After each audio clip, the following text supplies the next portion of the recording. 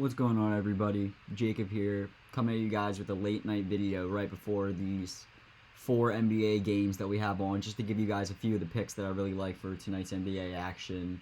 I also want to give my takes on the games, on the sides, the spreads, the totals, because I did get some good early lines. Don't know if they'll eventually play out. We'll see. But there was a lot of injury news spread out amongst all of these teams, surprisingly. And we have in-game tournaments tomorrow with a bunch of teams in action. So, just hopping right into things. The first game of the night, tons of injury news. So many players questionable. Some already confirmed out. We got the Celtics at home playing the Miami Heat. Both teams are off the back-to-back. Celtics are now laying 8.5. It opened at 7.5. It was up to 10.5. Now it's back down to 8.5. You have on the Miami Heat side of the ball, you have Jimmy Butler not playing. You have on the Celtics side of the ball, you have Jason Tatum questionable. Al Horford's ruled out. Kristaps Porzingis ruled out. Likely Derek White is questionable. Jaylen Brown questionable. I laid the 7.5 with the Celtics on open. Obviously, not knowing the injury report, but Jimmy Butler's still not playing for the Heat. I still believe the Celtics can easily lay 7.5. The best play I got under 223.5. You can see it crashed down to 217.5. Both these teams are playing at not a very efficient offense. We've seen the Heat struggle to score, and without star players here, I really don't see how either team is going to be putting up that many points. Kind of correlates in with some of my player props too that I really, really like. We got the Pelicans going on the road to play the Hawks, and I sent a tweet out last night. If you guys follow my Twitter, I sent out a tweet that said Atlanta Hawks -6. The line opened at -6. It's up to -9. I watched that Pelicans team play the New York Knicks yesterday when they were down by like 20-something in the first quarter. The Knicks basically didn't have to... I don't think any of the starters played in the fourth quarter. They got their butts kicked. I shouted out to lay the 6 with the Hawks. They're at home. If the Hawks can't cover 6 points for me, that would be crazy, honestly. I'd be very surprised. And I played the under 230. It's at 230.5. I'm also on the Pelicans team total under 109.5. I don't think they've exceeded 109 points in like 3 straight games. And you're basically down to DeJounte Murray. That's about it on that team. And I think the Hawks match up very well. They love to score down low. And the Pelicans can't guard anything down low. So I think Capella, Okongwu, Jalen Johnson, they're all probably going to have field days. We got the Timberwolves. Oh my god, this game's so bad. Playing the Lakers once again. This is the first game of, I think, of a 5-game road trip for the Lakers. So you got AD questionable on the injury report. Pretty sure he's going to play. I mean, if there was any game for LeBron to randomly pop up and not play, it would 100% be this game. I got the Timberwolves -5.5. I think it opened at 4.5. Disgusting. Absolutely disgusting. Both of these teams have been, I would say, letdowns. The Lakers have been playing better lately, but we know the Timberwolves this is their chance to get off my do not bet list for how much of a disappointment they've been this year. And then we got the final game of the night. We got the Brooklyn Nets with about the entire team out. You got Cam Thomas out. I think Dorian Finney-Smith out. Cam Johnson, questionable. You got the Bulls. I think everybody's playing for the Bulls for them. I didn't play anything on this game. I didn't play the over-under. I didn't lay it with the Bulls, but I'm really wishing I did lay it with the Bulls, knowing the Nets injury report and the Bulls are at home because they've actually been covering. But that's my take on the games. If I had to play anything, I would probably play, at this point, I mean, the lines moved down from, I think it opened at 235 down to 232.5, and I'd still probably play the under. I don't see how Brooklyn's going to be putting up that many points, but Chicago could put up 130 themselves. So, just a couple player props I liked in each game. Jason Tatum, under 30.5 points. I mean, this game's going to be played at a slug pace, and they match up super well versus Tatum. Like, once again, there's a chance that he doesn't even play today. And, like, if that's the case, yeah, we're just going to get our money back. Jaylen Brown and Derek White were out yesterday, and because of that, they're playing on a back-to-back. Tatum hasn't missed a game yet, so he might be going for the sting where he's trying to play, like, every damn game in the NBA, but it's not optimal for star players. And he struggled versus the Miami Heat. Versus the Miami Heat in his last 10 games, basically. You can go back to last year, head-to-head. They play him tough. Look at this. He's never even exceeded 28 points versus the Miami Heat. He went over in 2 of his last 10 games versus the Heat, and they scored 31 points, 14 of them were free throws, and Jaylen Brown was not in the game. But I'm pretty sure that Jaylen Brown is going to suit up tonight if they want to have any chance of winning this game. And the other time that he went over, he made legit 8 3-pointers. So that's pretty bad. And you can see that they ranked pretty well against him. He scores 18% of his points in free throws and ranked 3rd. They don't foul a lot. Like, all his favorite ways of scoring, all the weaknesses of the Heat defense, he doesn't score very much from there. So I got him under 30.5. I'm waiting for lines to drop for Peyton Pritchard, and I'll tell you right now, I'm taking Peyton Pritchard over points. If Derek White is ruled out, take Peyton Pritchard over points. That's all I'm saying. Other side of the ball, I played Tyler Hero. I played him over 22.5 points. You can see he scores 51% of his points from beyond the arc. They're ranked 12th. And he also scores a lot inside. And he scores 27% of his points out of the pick and roll, where the Celtics can't guard the pick and roll. You can see last year performing against them, he's had some games where he dropped 24, 28 points. And then as well, you have to remember that Jimmy Butler's out of the lineup tonight, and he's been over this line comfortably in all games except versus the Pacers here, where they won by 13 points. So I bet he played 34 minutes. So if they keep this competitive, he'll play definitely more like 38. He could have gotten the 1 or 2 baskets we needed. Moving on to, I have a lot of plays in this game that I really like. This is my favorite game of the night in terms of props, because obviously the Hawks play very fast-paced. Pelicans' defense is terrible, so you should see a lot of scoring. First play I played last night, Jalen Johnson. His points plus assist. Look at this guy. Played it at 23.5. He's exceeded this line in his 82.4% of his last 17 games.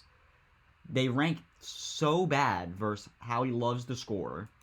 He's been 29th in terms of the paint defense, 27th in 3-pointers. That's where he scores his two majority of his points.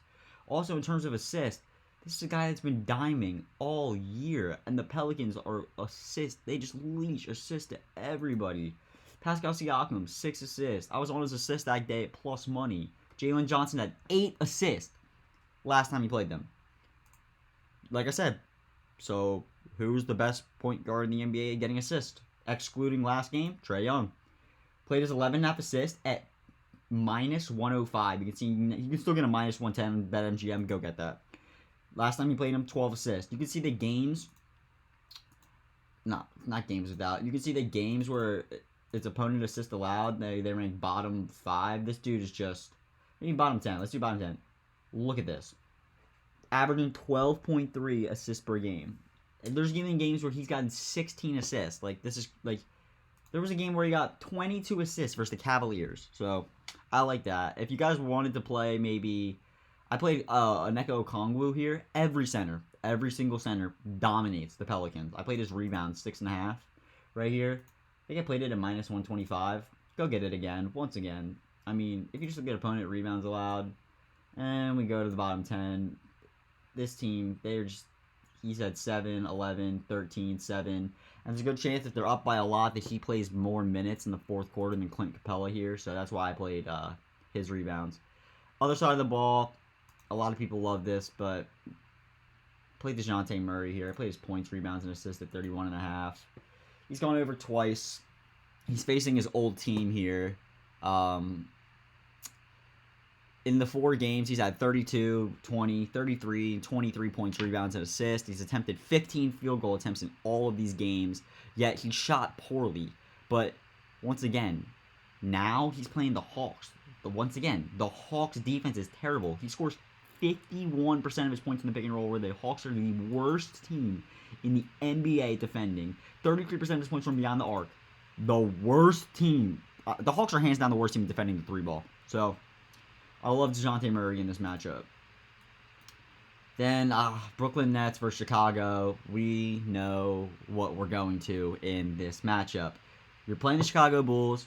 Go to the other team. Find their primary ball handler. Take them on their assist prop. We got Dennis Schroeder here. 7.5 assists.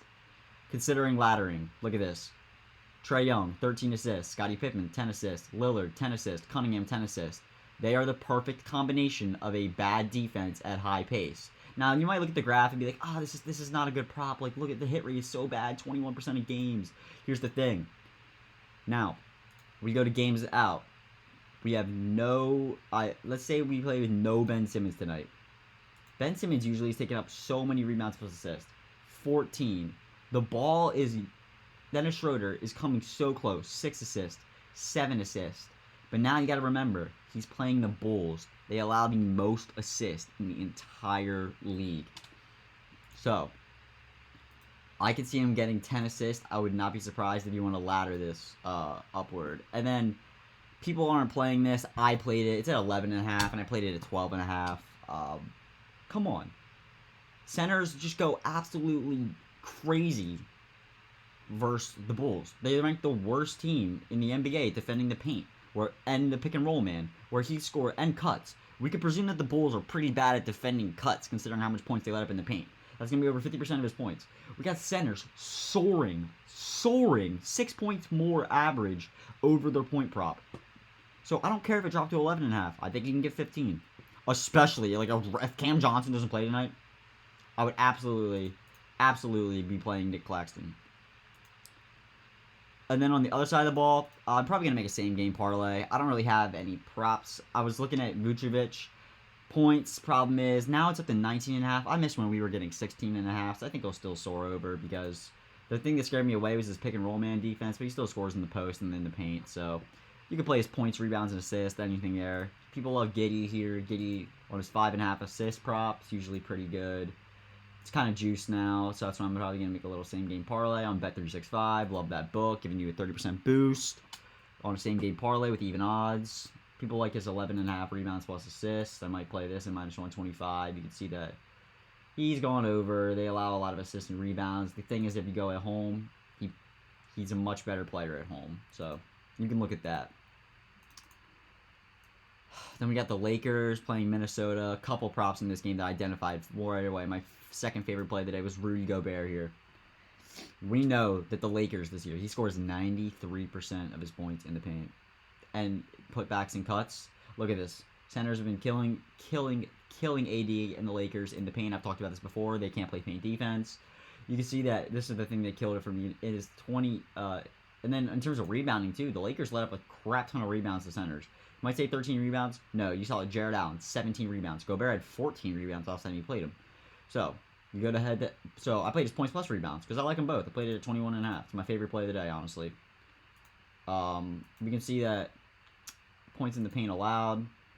Bottom teams, bottom feeders, he's just soared over this. Maybe even bottom, let's do this. Bottom 20, yeah, he's just averaged 26 points plus rebounds. You go to the head-to-head matchup here.